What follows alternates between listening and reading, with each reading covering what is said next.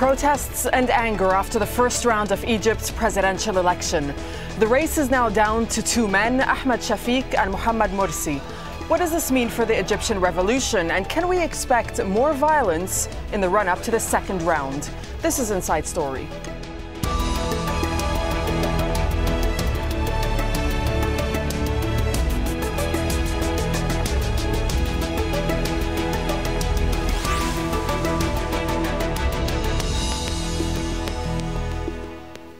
Hello and welcome to the program. I'm Darine Abu Gaida. Two men, one position, and an unhappy nation.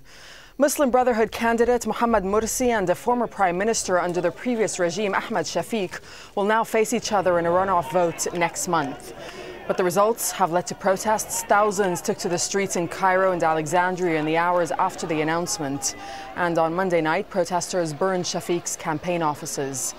It appears Egyptians have a stark choice between a former military man with links to a regime they fought so hard to remove and a candidate whose message appeals to the devout but makes some of the country's 82 million people uneasy. Well, this is what some protesters had to say after the results were officially announced. The only thing that we need is a law approved by Parliament banning former high-level old regime officials. I don't want a remnant of former regime to rule me. The people are angry and they will not accept that Shafiq will be the president. All these people made the revolution because Mubarak was the head of the former regime, and if Shafiq wins the election and becomes the president, he will behave like the old regime. All right, so where does all this leave the Egyptian transition to democracy, and is the revolution in danger? Let's discuss these issues and bring in our guests. From Cairo, we're joined by Ahmed Naguib, a co-founder and spokesman for the trustees of the revolution in Egypt. Ahmed is also a member of Al-Tayyar al-Masri, that's a political party in Egypt. In Doha, Saad Eddin Ibrahim, founder and head of the Ibn Khaldun Center for Development Studies in Cairo. Saad Eddin Ibrahim is also a visiting professor at Harvard University. And over in Beirut, we have with us Rami Khouri, who's an editor-at-large for Lebanon's Daily Star newspaper and director of Issam Faris Institute for Public Policy. Rami is also professor at the American University of Beirut. Welcome all of you gentlemen to this edition of Inside Story. Rami Khouri, over in Beirut, when you see what's going on in Cairo, as well as Alexandria, we saw demonstrations take place after those official results were announced from the first round of the presidential vote. There are concerns the revolution has not in fact brought about peace, and there are serious divisions in society. Well, there are serious divisions in society, but I think the revolution has brought about a historic change in Egypt, and they just went through the first round of a presidential election in which you had over a dozen candidates, 5 leading ones, offering the Egyptian people a real choice among very different candidates. And the unfortunate part for many people is that the two frontrunners are the Muslim Brotherhood candidate and a former Air Force head and Mubarak official. And that is in itself troubling for many Egyptians. But I think we have to see this as a process in transition. This is one vote. There will be other votes to come. There's a constitutional court, constitutional committee to be set up to write a new constitution, and then another parliamentary election down the road. This is a long-term process, and the transition has many bumps in the road. I think the nature of the election was very impressive, the option that was given to the people, and the fact that 50 million eligible Egyptian voters had the chance to really express themselves with a variety of options in a free and fair election. So we've got to weigh the negatives against the positives, and I'm very impressed by the transition that Egypt is making, and I think the common sense and decency of the Egyptian people will prevail in the end. Saad Eddin Ibrahim, let's just look at the two candidates in a little more detail right now, because Mohammed Morsi got 24% of the vote, Ahmed Shafiq got 23% of the vote. Egypt has gone through a revolution. It is still going through a revolution. Does it surprise you that during this time, the two contenders that came out on top were one from a conservative group and the other was a remnant of the former regime? Well, it surprises everybody. However, it was to be expected by an analyst who knows the Egyptian scene a bit closer than the usual media coverage. What you have is a 50% angry middle. And that 50% angry middle is the 50% who abstained from this last round of election. because they did not like the alternatives, so they abstained. Now, the youngest among them, the ones who stage the revolution, are the most vocal of those angry middle. So it is, as the Rami said, and I'm sure anyone who studied revolutions elsewhere, there will be always these kind of surprises. Bumpy road is a word, twists and turns. But at the end, people have to learn, and people are learning.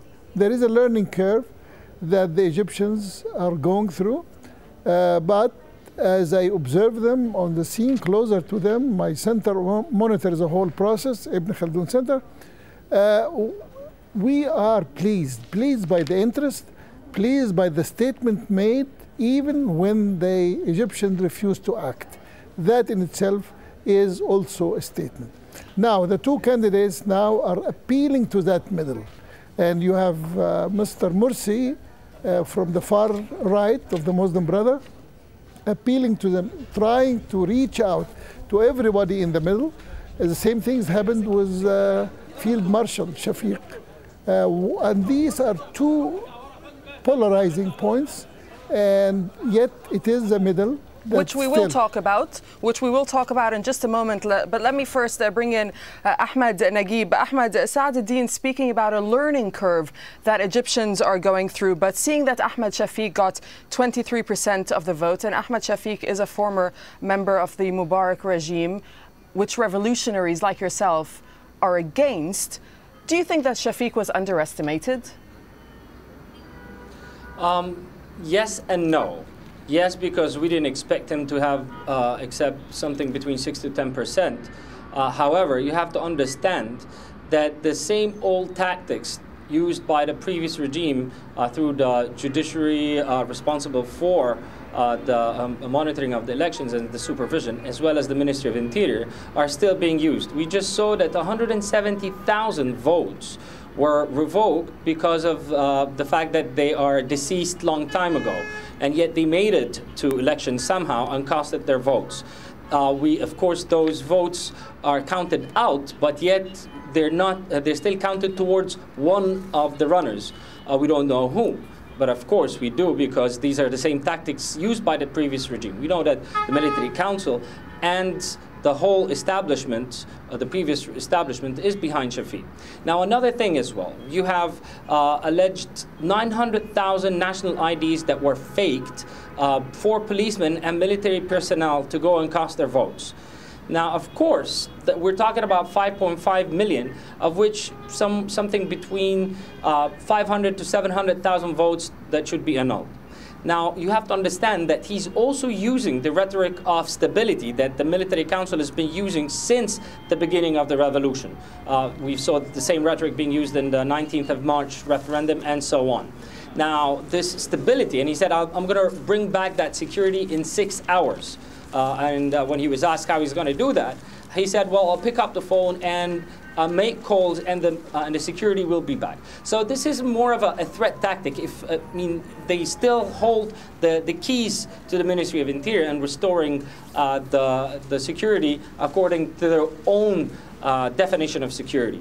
Now, he's also backed by the military council, which has around 20 to 40% estimated share of our GDP, which has some economic might. They can back Shafiq for quick economic relief for the nation so that people would buy into it. Now, first of all, you have to understand that his candidacy is a false one, because State Council ruled that according to the political isolation law, he should not be running. Our mistake as revolutionists is that we did not make it to the streets by the millions, just as we did when he was prime minister, to bring him down before the elections took place. Right, and this issue, in fact, is going to be addressed a little later this month and just before the second round of presidential elections. But both contenders, gentlemen, will be maneuvering to win support from the candidates that they defeated. Mohammed Morsi already said he wants to reach out to the other presidential candidates and revolutionary groups, and he's trying to counter the unexpected rise rise by Ahmed Shafiq. He'll also want support from Abu al-Futuh, who garnered support from a broad base of religious moderates, Salafis, as well as revolutionaries. But as things stand right now, neither Abu al-Futuh nor Nasrite Hamidine Sabahi, who also ran and lost, have endorsed a candidate. And many leftists and liberals have threatened to boycott the runoff altogether. As for Shafiq himself, he may well have a hard time trying to convince potential partners and voters of his revolutionary credentials, especially given his links to the old regime, but he will likely try to capitalize on fears of a member of the Muslim Brotherhood becoming president. I want advisors from all walks of life in all kinds of fields: political, economic, industrial, financial. I'll be held responsible for the presidential institution before the people, but the action, conception, plans and consultations for Egypt will be made by the sons of this institution, who will be parliamentarians, aides and advisors to me. They will also be chosen from the employees of the state, from the candidates to the presidential elections, especially those who got the people's vote and those who are revolutionaries. I'll be happy if they joined me, and I'll be doing my best to achieve that purpose so that they would be part of this presidential institution. So that was Mohammed Morsi speaking. Rami Khouri, looking forward and just ahead of the second runoff vote in June, what kind of political alliances do you expect to see from Shafiq as well as Morsi? Well, I think the heartening thing about Egypt today is that you actually have a lot of different legitimate political groups operating in the public sphere, contesting peacefully by and large for people's votes. And if you look at the breakdown of the vote, the majority of Egyptians who voted did not vote for the Islamists. The majority of Egyptians who voted did not vote for the former Air Force commander. The majority of the Egyptians who voted did not vote for the centrist or Nasrite candidates. There's a real pluralism developing in the public sphere in Egypt, which is something that is quite historic, at least in the last 3 generations. And I think that the important thing is to keep that space open through media activism, through revolutionary youth demonstrating peacefully, through using the court system, to keep that space open through political parties, civil society, so that there can be actual politics taking place, people forming coalitions. And remember, the presidency has not had its powers defined. The new constitution is not written. The ultimate balance of power in the parliament a year or 2 down the road might change. And so we have a real political process going on in Egypt. And my guess is that people will probably tend more to the Islamist candidate, who will make alliances with some of the centrist ones. I think the idea of bringing back a former Mubarak prime minister who was an Air Force commander and having yet one more military man being president of Egypt after 64 years of uninterrupted military rule, I think this is really something, or 62 years of military rule, this is something that people are not going to swallow in Egypt. But it's the process, it's the political process underway that is so impressive, and will only get more dynamic as people learn to, as Saad Eddin said, people are learning how to do electoral politics, are learning how to do coalition building, advocacy, and going out there and canvassing and getting out and voting on election day. This is a lot more people will vote in the next round than they did in the last round, because they realize that every vote actually counts now. Saad Eddin, how key do you think turnout is going to be in the second round of voting? And in your opinion, did Morsi manage to succeed in calming the Egyptian street when he came out and made those comments and said that he will have Copts as his advisors and possibly even a vice president?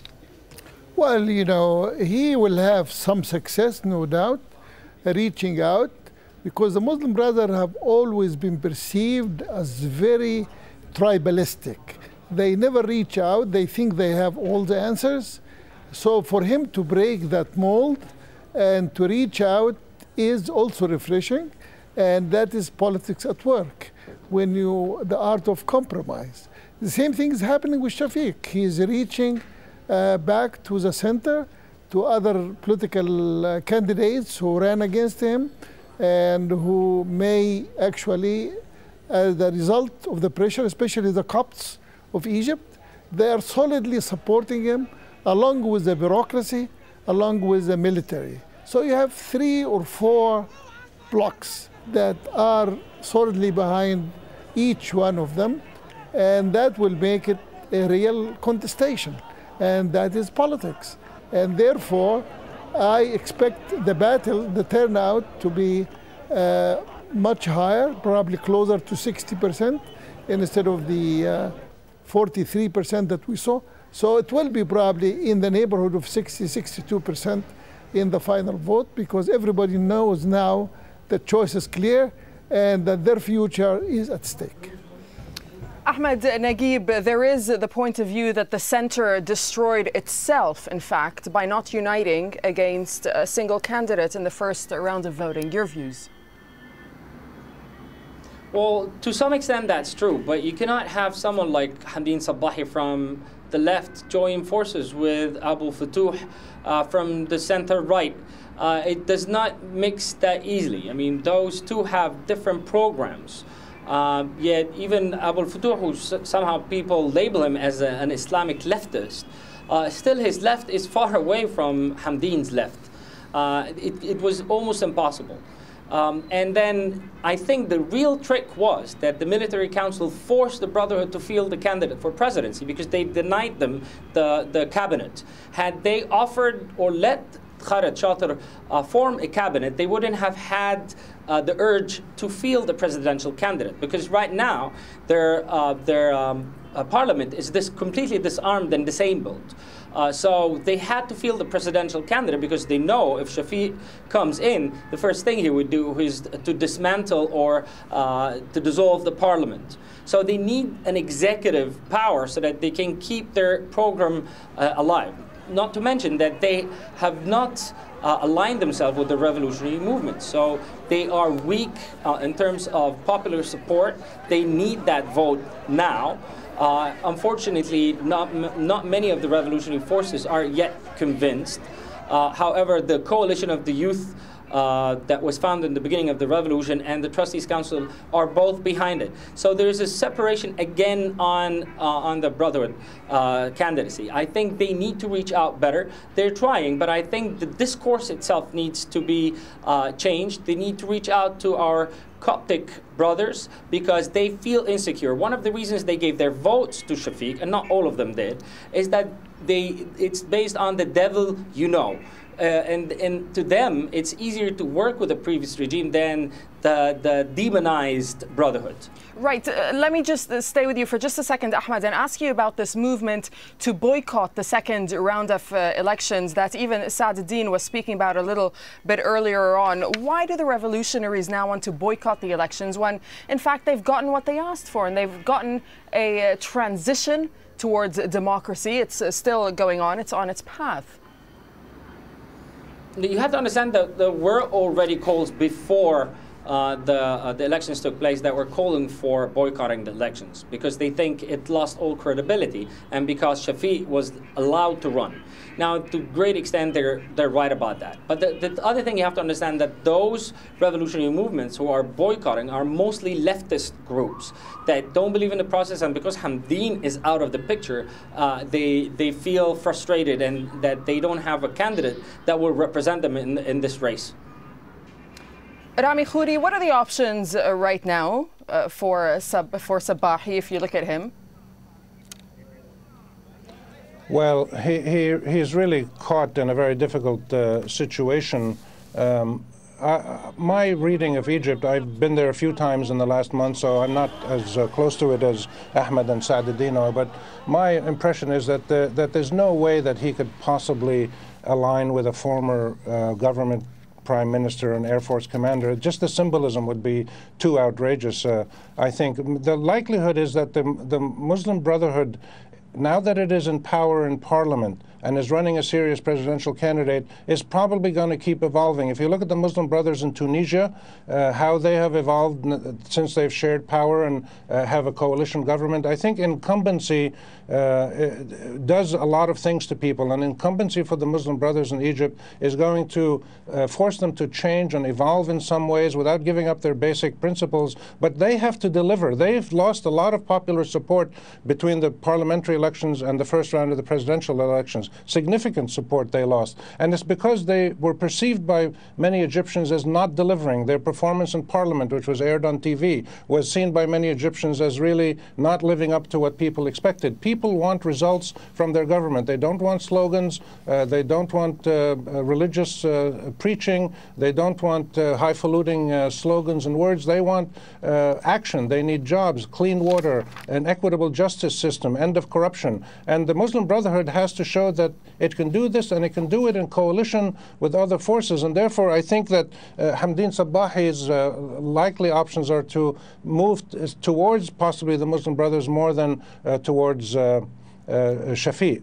But he may try to just stay out of this process and create a third force in the middle. The whole movement of centrist and secular parties and progressive parties has to really figure out how to group, as they've been doing in Tunisia, how to group so that they're not isolated little movements, but that together they can probably represent 30 or 40% of the population, and that would make them a formidable force. So I think we're about to see serious coalition bargaining starting to take place in Egypt.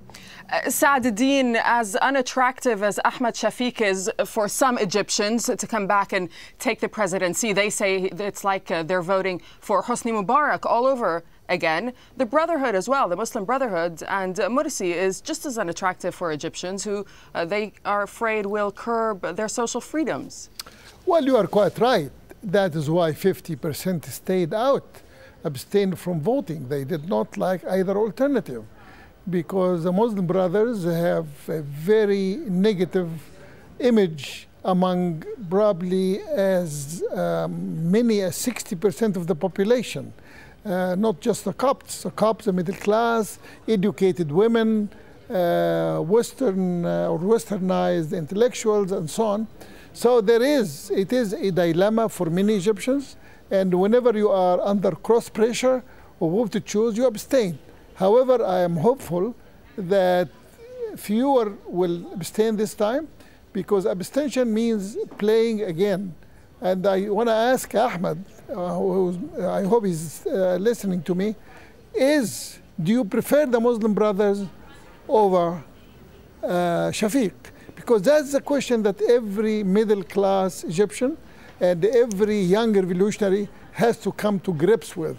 And revolutionaries know what they're against, but sometimes they do not articulate alternatives. So I'm taking advantage of this program to ask Ahmad, would you rather have Morsi because of your dislike of Shafiq?